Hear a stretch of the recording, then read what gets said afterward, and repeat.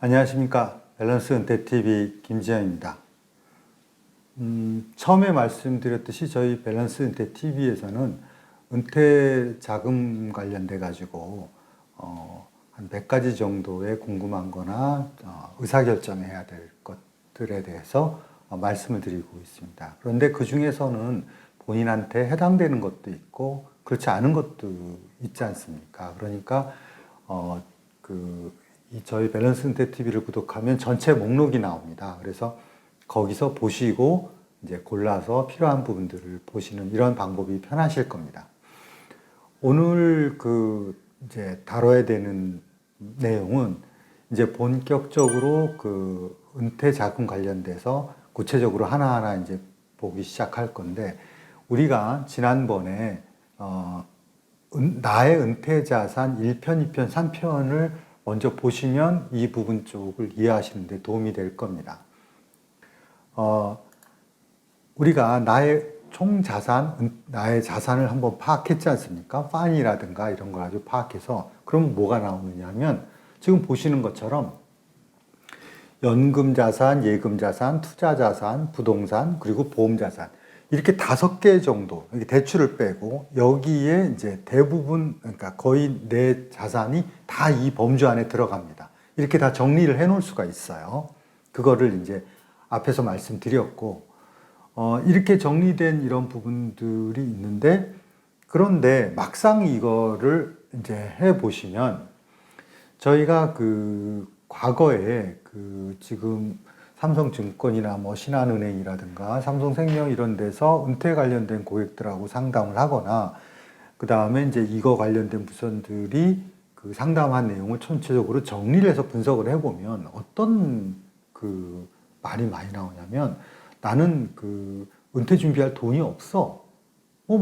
딱히 뭐 하는 것도 없어. 그냥 집이 다야. 집 한 칸이 다야. 이렇게 얘기하시는 분들이 의외로 많아요. 이러다 보니까 이제 뭐냐면, 은퇴 준비를 할 수 있는 다른 것들에 대한 이야기라든가 이런 부분들이 더 이상 진척이 안 되는 그런 경우가 굉장히 많아요. 근데 막상 이런 부분들을 실제로 나중에 이제 구체적으로 은퇴 설계를 한다든지 이걸 관련돼 가지고 쭉 내용을 들여다 보면 그렇지가 않아요. 상당 부분의 이제 분들이 본인이 가지고 있는 집은 아는데 금융자산에 대해서는 내용을 잘 모르십니다. 그리고 또 뭐냐면, 어떤 것들은 그런 것이 내가 가진 게 그런 거였어? 아니면은 그런 게 나한테 있었어? 이런 것도 묻는 분들이 되게 많아요. 이게 뭐랑 비슷하냐면, 우리 보면은 주들이 무슨 한우 이런 거 비싼 거 잔뜩 싸가지고 나중에 먹으려고 냉장고에 넣어놓고 나중에 보면 어때요?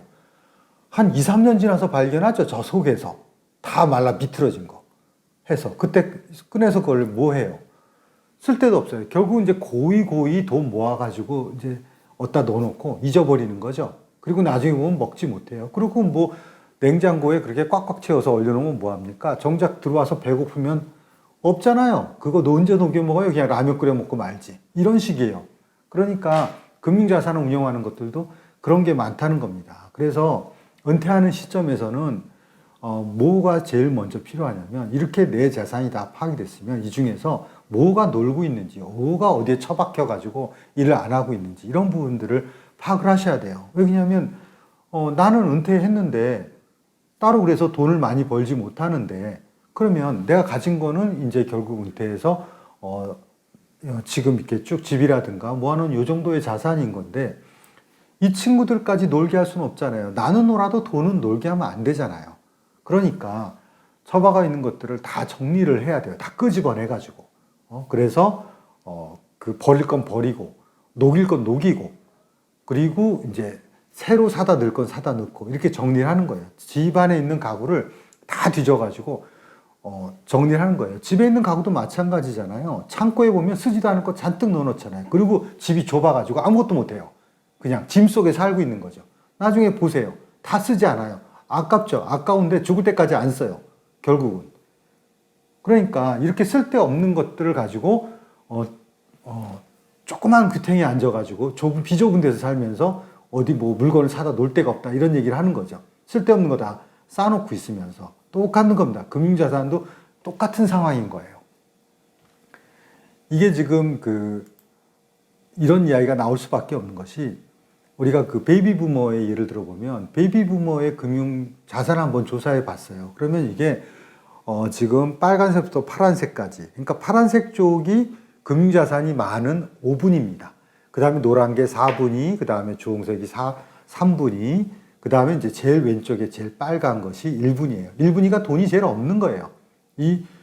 쉽게 얘기해서 밑에서부터 20%인 분들은 금융자산이라고, 쉽게 얘기해서 부동산 빼고 뭐 전세금이나 이런 거 빼고 나머지 금융자산이라고 있는 게 500만 원밖에 안 되는 거고, 우리나라 베이비부머라고 하는 게 이제 55년생서부터 63년생까지인데 이 700만 명 베이비부머 가구들의 금융자산이라는 게 평균 1억 2천이에요. 이분들께. 결국 이분들 지금 다 은퇴했거든요. 결국 은퇴한 분들의 금융자산이 1억 2천 정도 된다는 거예요, 지금 현재. 이게 2018년 기준인 겁니다. 그나마 금융자산이 좀 있으려면 상위 20% 내에요. 그래서 상위 15에서 20% 위서부터 거기가 한 1억 9천. 그 다음에 15에서부터 10% 사이가 이게 한 2억 4, 5천. 그 다음에 상위 5%에서 10% 사이가 한 3억 2천 정도. 상위 5%는 8억이 넘죠. 확 뛰어버리죠, 여기는. 여기는 워낙 많이 가지고 계신 분도 포함됐었으니까. 이 정도가 이제 금융자산이 좀 있고, 나머지 평균은 이제 1억 2천 정도? 뭐 이 정도밖에 안 됩니다. 평균이. 그러다 보니까 이제 따로 은퇴 준비를 할 돈이 따로 없다. 이런 이야기들을 많이 하시는 겁니다. 자, 그러면 저희가 이제 은퇴 준비를 할 때 가장 중요한 게 뭐라고 했죠? 많든 적든 있는 자산 중에서 노는 애들 찾아내는 거예요. 이걸 찾아내서 움직이게 하는 것들이 해야 될 제일 첫 번째 일입니다. 그러면 어떤 애들이 놀고 있는 건데? 라고 이제 질문을 할 수 있잖아요. 뭐 하고 있는 애들이 노는 거야? 다 일하는 것처럼 보이는데 그렇지 않아요. 지금 우리가 노는 자산 정리하는 것이 지금 1단계 일인데, 첫 번째 연금. 연금이라는 것들은 결국은 나중에 이제 매달 쪼개서 받는 거잖아요. 그런데 쪼개서 받지 않은 나머지 돈은 뭐죠? 나머지 돈은 뭔가 운영을 하고 있을 거 아니에요. 그런데 쪼개서 받는 돈은 내가 전체 연금, 쪼개서 받을 돈, 전체 돈 중에서 극히 일부지 않습니까? 매달 받으니까. 대부분의 돈이 운영되고 있는데 이 돈이 그냥 예금 금리 수준밖에 운영이 안 되는 거예요. 1%? 그 정도밖에 운영이 안 되는 거죠. 사실은 수익률이 굉장히 높은 그런 식으로 운영이 되고 있질 않아요. 그런데 어떤 분들은 또 과도하게 연금이 많아요. 적은 것도 문제지만 많은 것도 문제죠. 왜 그러냐면 연금인 자산이 너무 많으면은 대부분 자산이 운영이 그냥 1% 정도 예금 넣는 거랑 똑같이 운영되고 있다는 얘기밖에 안 되니까. 그러니까 뭐냐면 이 돈이 운영이 어느 정도 잘 돼야지 길게 쓸 수 있잖아요. 그렇지 않으면 그냥 가다 끊기는 거예요. 받다가. 아니면 얼마 액수가 작든지. 이렇게 해서 쪼개 쓰는 거죠, 결국은. 그 다음에 예금 자산도 뭐냐면 어떤 애들이 놀고 있는 거냐면, 어떤 분들은 정말 묻지마 예금밖에 안 하시는 분들이 있어요. 그런데 묻지마 예금밖에 안 하시는 분들은 자산이 다 예금입니다. 거의. 그러니까 자산이 딱 두 가지예요. 부동산하고 집하고 예금. 딱 둘밖에 없는 분들도 많아요. 이렇게 없는 분들이 많은데, 이런 분들 같은 경우에는 지금 말씀드렸다시피 예금 자산 같은 경우에는, 예를 들어서 우리가 예금 금리가 1%면 1,000만 원 넣어놓으면 2,000만 원 되는 데까지 70년 걸려요. 2% 적금 금리를 넣어봐도 그것이 2배 되는데 36년 걸려요. 그럼 은퇴하신 분들은 죽을 때나 2배가 된다는 얘기예요. 결국은 자산은 불어나지 않는다는 거예요. 결국 그냥 옛날 우리 어르신처럼, 시골에 있는 어르신들처럼 그냥 항아리에다가 돈 쌓아놓고 모아놓고 그거 빼서 쓰는 거랑 똑같은 거라고 보면 되는 거죠. 그런 식으로 돼가지고는 길게 쓸 수 없죠. 있는 거 가지고 쓰는 건데, 있는 돈 많으면 모르겠지만 그렇지 않으면은 돈이 불지도 않는데 어떻게 30년을 씁니까? 그 다음에 또 어떤 돈이 노는 거냐면 투자 자산 중에서 반토막 난 거예요. 옛날에 펀드다 뭐다 주식이다 드러났는데 대부분 하시는 말씀이 어쩌다 보니까 그게 지금은 반토막 나 있다는 거예요. 그럼 대부분 어떻게 하는 거죠? 이게 원금 될 때까지 무조건 기다립니다. 무작정. 그럼 원금 됩니까? 이게 무슨 뭐 적금입니까? 그렇지 않아요. 투자 자산은 그냥 반토막 나서 되면 버린 것도 많아요.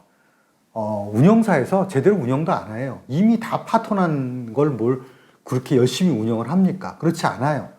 아마 이거 운영하던 펀드 매니저는 잘렸을걸요? 이미 있지도 않은 펀드 매니저, 남의 펀드 인수인계 맡아가지고 뭘 제대로 운영을 합니까?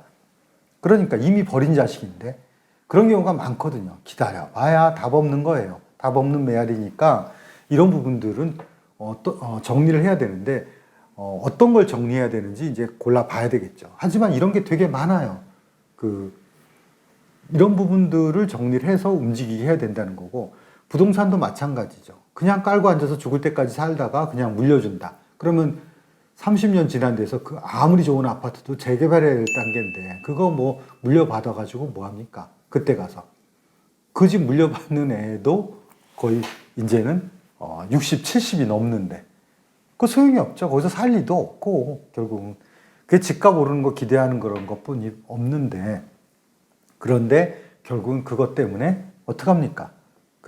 자기는 애들한테 용돈 받고 살아야 되잖아요. 결국은 집은 깔고 앉아서 집 하나 물려달라는 계속 그런 걸 받고 살잖아요. 그렇게 살 필요가 있을까요?